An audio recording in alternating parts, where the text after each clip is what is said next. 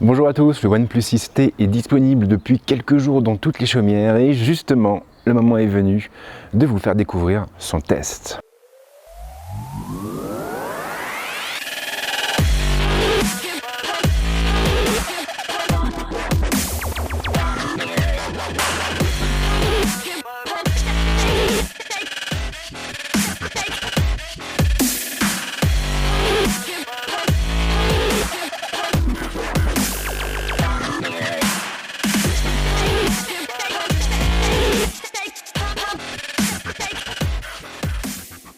Alors vous le savez sans doute si vous connaissez la marque, mais le OnePlus 6T est censé se poser comme un modèle intermédiaire faisant la jonction entre le OnePlus 6 lancé en début d'année et le OnePlus 7 attendu pour l'année prochaine.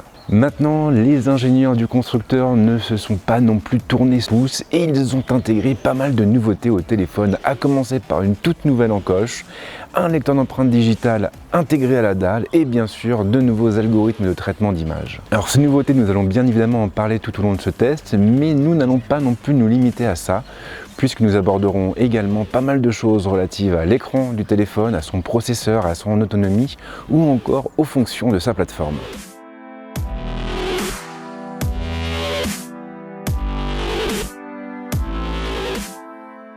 Et on attaque directement avec le design et l'ergonomie du OnePlus 6T. Le OnePlus 6T rappelle inévitablement le modèle précédent.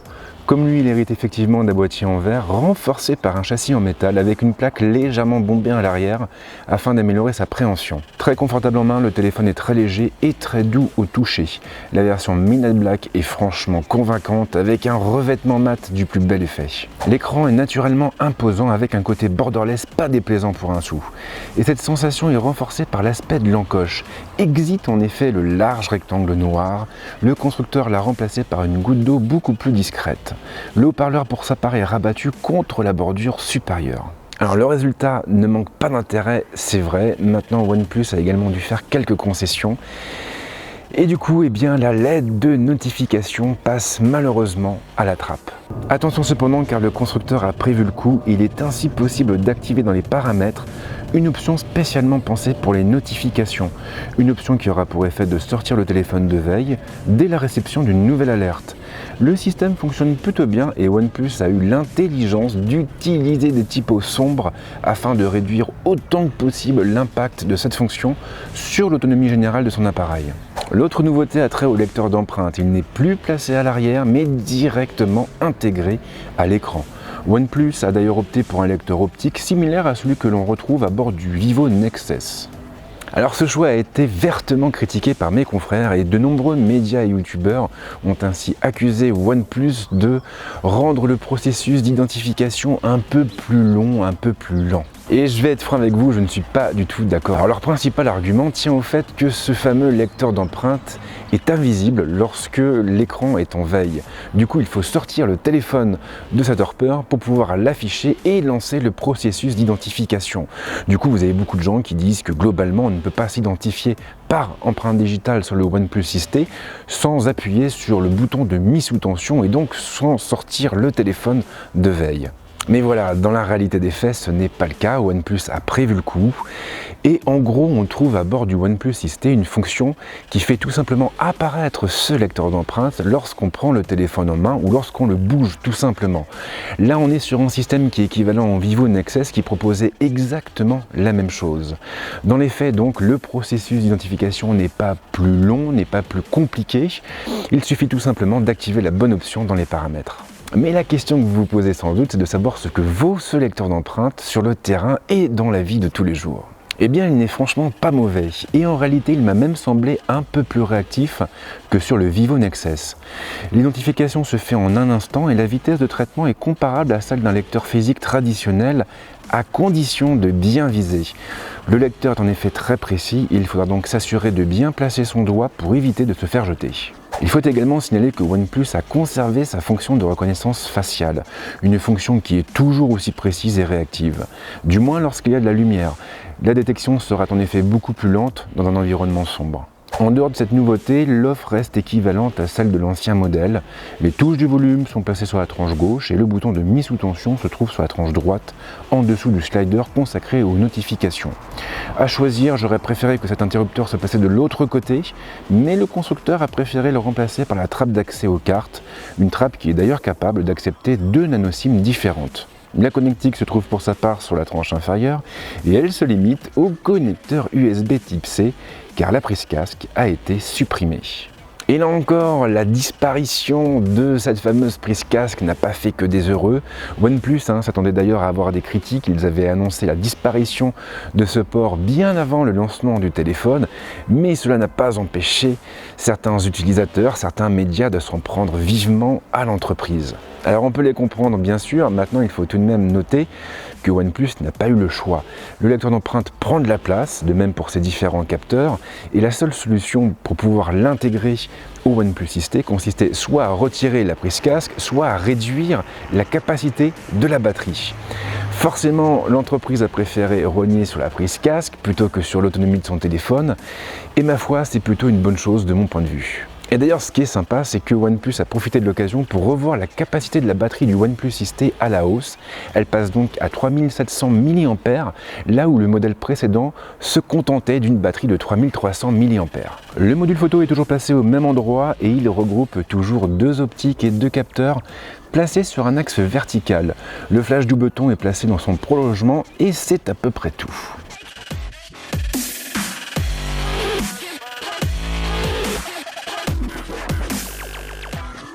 Et le moment est venu d'aborder des aspects un peu plus techniques et donc de nous pencher sur l'écran, le processeur et l'autonomie du OnePlus 6T. Le OnePlus 6T est doté d'un écran de 6,41 pouces exactement.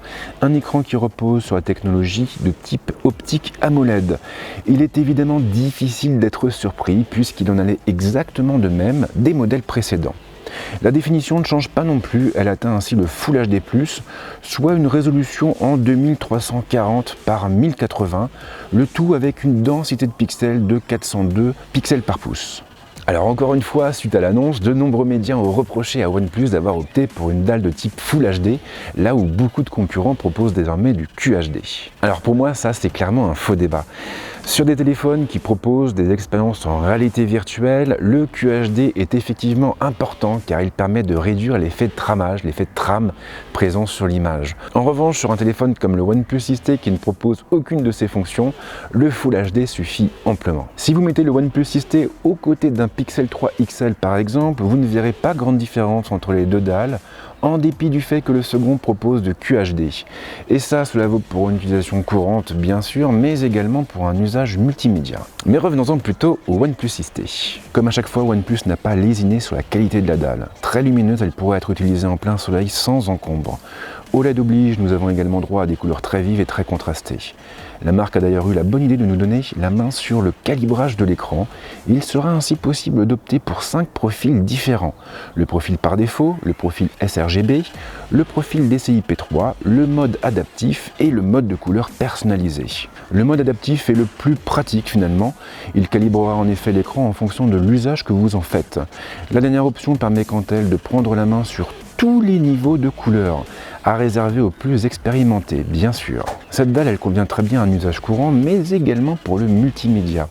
Regarder des vidéos sur YouTube ou visionner des séries sur Netflix est un véritable régal pour les yeux, et encore plus grâce à cette encoche très discrète. Une encoche qui n'aura aucune difficulté à se faire oublier. Côté puissance, OnePlus n'a pas été cherché très loin, et le OnePlus 6T est ainsi animé par un Snapdragon 845, couplé à 6 ou 8 Go de mémoire vive suivant la configuration. Alors c'est vrai, on ne monte pas à 10 Go comme sur le Xiaomi Mi Mix 3, mais ce n'est pas vraiment grave. En réalité, 8 Go suffisent amplement, que ce soit dans la vie de tous les jours ou même en jeu. Le OnePlus 6T répond donc au quart de tour, il a d'ailleurs décroché un très beau score sur AnTuTu. Comme indiqué un peu avant, l'autonomie de l'appareil est assurée par une batterie de 3700 mAh. Il s'agit d'un bond en avant par rapport au modèle précédent qui se cantonnait pour sa part à une capacité de 3300 mAh. Et le résultat est là pour une utilisation mixte. Le téléphone pourra tenir facilement plus d'une journée avec une seule charge.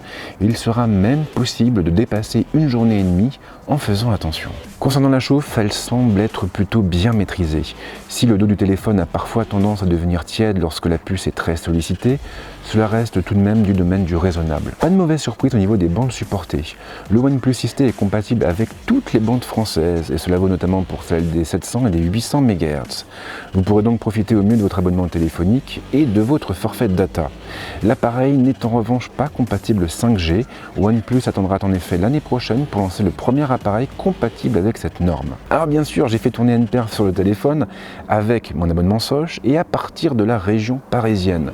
J'ai obtenu un débit descendant moyen de 229 Mbps par seconde et un débit ascendant de 26 Mbps par seconde avec une latence de 37 millisecondes, soit un score de 87% en web et de 95% en vidéo avec un total de 107 400 points.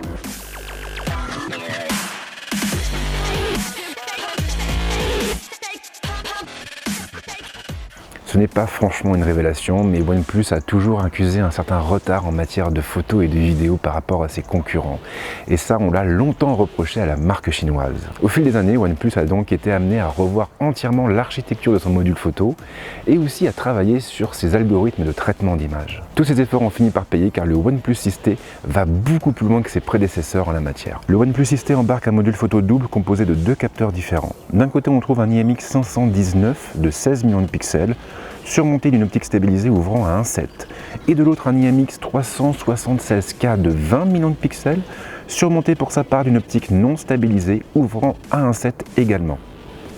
Le terminal peut filmer en 4K à 30 ou 60 images par seconde et il propose également des modes super ralentis permettant d'atteindre les 240 images par seconde en 1080p ou bien les 480 images par seconde en 720p. Les photosites du premier capteur sont également un peu plus grands et ils seront donc en mesure de récupérer davantage de lumière dans les conditions lumineuses difficiles.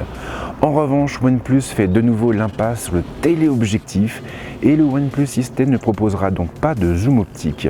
C'est d'ailleurs à se demander si la marque avait réellement intérêt à intégrer un deuxième capteur à son appareil. Google nous l'a prouvé avec le Pixel 3 et le Pixel 3 XL, le nombre de capteurs n'est pas toujours un gage de qualité. Toujours est-il que le OnePlus 6T est capable d'obtenir de bons résultats dans des conditions lumineuses idéales. L'appareil pourra effectivement produire des images très piquées avec une belle colorimétrie et une dynamique intéressante dans les ombres. En extérieur et en plein jour, nous pourrons donc obtenir de très belles photos. Si vous connaissez un petit peu l'histoire de la marque ou si vous avez eu l'occasion de poser la main sur ses précédents modèles, alors vous savez sans doute que les OnePlus ont toujours eu un peu plus de difficultés en intérieur ou dans les conditions lumineuses un peu plus difficiles. Le OnePlus 6T s'en tire étonnamment beaucoup mieux que ses prédécesseurs sur ce terrain-là. S'il sera loin d'égaler un Pixel 3 ou un iPhone XS, il sera tout de même en mesure d'obtenir des images nettes en intérieur, avec une colorimétrie assez juste une fois encore, et une maîtrise correcte du bruit électronique. Ici, il fait même beaucoup mieux que le OnePlus 6 et il suffit de shooter pendant quelques minutes avec le téléphone pour réaliser l'avancée réalisée par le constructeur. Les couleurs sont plus précises, les objets ont moins tendance à baver et la balance des blancs tombe plutôt juste. Après, comme je l'ai dit juste avant, le OnePlus 6T ne se hisse pas non plus au niveau d'un Pixel 3 ou d'un iPhone XS. Google et Apple ont une belle avance sur leurs concurrents chinois et il suffit de placer leurs photos à côté les unes des autres pour le réaliser. Le bruit numérique est bien mieux géré sur ces appareils et ces derniers sont de ce fait capables de produire des images beaucoup plus nuancées et beaucoup plus détaillées. Alors maintenant, il faut aussi rappeler que le OnePlus 6T n'est pas proposé au même prix que ses concurrents. La version de base vous coûtera 559 € et elle est donc 2 fois moins chère qu'un Pixel 3 XL ou même qu'un iPhone XS. Je n'en ai pas encore parlé, mais OnePlus a également doté son nouveau téléphone d'un mode de prise de vue adapté à la photo nocturne. Il fonctionne un peu sur le même principe que celui des P20 et P20 Pro. Lorsque l'utilisateur appuie sur le déclencheur, le téléphone va donc enregistrer une série de photos à différentes expositions et il va ensuite les fusionner pour récupérer des détails dans les basses lumières. Si la fonction n'est pas révolutionnaire en soi, elle offre tout de même des résultats tout à fait corrects. Sans surprise, ce qui est valable pour la photo l'est aussi pour la vidéo. Le OnePlus 6T est capable de produire des séquences de bonne qualité en extérieur et en plein jour, une fois encore avec un piqué assez marqué et une belle colorimétrie. Attention cependant, car par défaut l'appareil enregistrera en 1080p et il faudra donc penser à activer l'enregistrement de vidéo en 4K. En intérieur, les résultats ne sont pas mauvais non plus, mais il faudra vraiment basculer sur la 4K pour limiter l'apparition d'artefacts dans les zones faiblement éclairées.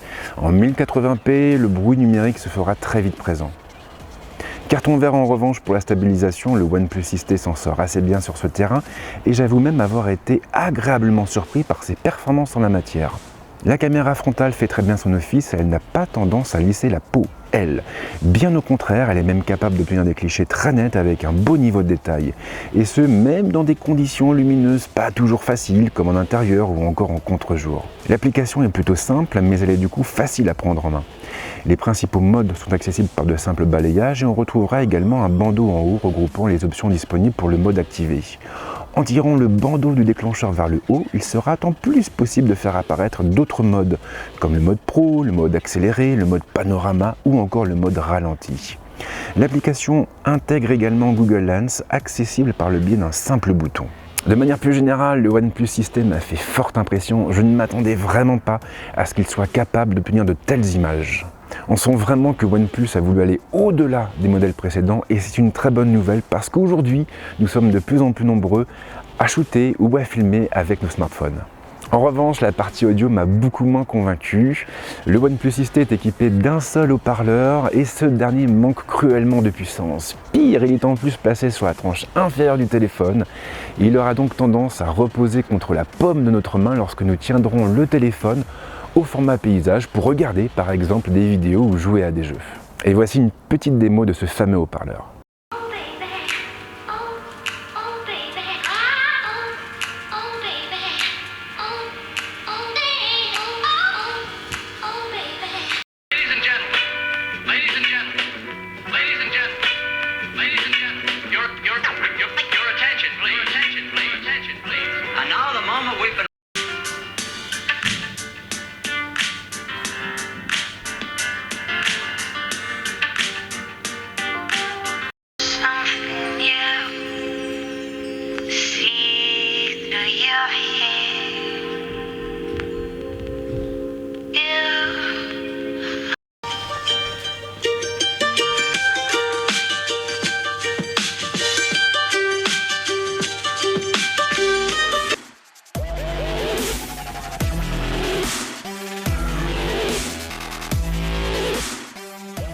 Maintenant que nous avons abordé tout le volet technique, le moment est venu de parler des fonctions de la plateforme embarquée et pour ce faire, nous changeons un petit peu de cadre et nous passons du garage à la végétation.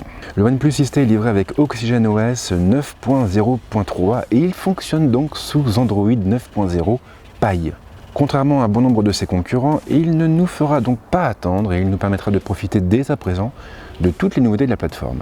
Pas de gros changements en termes d'interface. OnePlus a encore opté pour des visuels minimalistes, respectant à la lettre l'identité visuelle imposée par le Material Design. Pas besoin de chercher et de fouiller, on prend très vite nos marques et on se sent comme chez soi au bout de quelques minutes. Parmi les grosses nouveautés à signaler se trouve bien entendu le nouveau système de gestures. Il est plutôt bien pensé, il permet de se passer facilement de la barre de navigation. OnePlus propose ainsi 4 ou 5 gestures différentes. En tirant l'écran vers le haut à partir du centre bas, nous pourrons ainsi revenir sur l'écran d'accueil. Le même geste effectué depuis le coin inférieur gauche ou droit de l'écran nous permettra de revenir en arrière. Le multitâche s'affichera pour sa part en effectuant un balayage vertical à partir du centre bas et en maintenant le doigt sur l'écran en fin de course. Et si vous effectuez le même geste tout en partant ensuite vers la droite, alors vous pourrez revenir à l'application précédente. Et franchement, ça marche très bien et une fois les gestures activées, on aura beaucoup de mal à revenir sur la barre de navigation traditionnelle. L'encoche peut également être masquée, ce qui ne surprendra sans doute pas grand monde. Pour ce faire, il suffira de se rendre dans les options de la plateforme et d'activer le masquage de l'encoche. Maintenant, et compte tenu de sa taille, nous n'aurons pas franchement besoin de le faire. Côté biométrie, et comme expliqué un peu avant, le OnePlus 6T nous laisse l'embarras du choix et nous pourrons ainsi opter pour les empreintes ou la reconnaissance faciale. Dans les deux cas, ça marche plutôt bien et le lecteur d'empreintes m'a ainsi semblé un poil plus réactif et précis que celui du Vivo Nexus. On pourra également saluer l'absence de bloatwares. Le terminal est uniquement livré avec les applications OnePlus et Google de base et c'est évidemment très appréciable.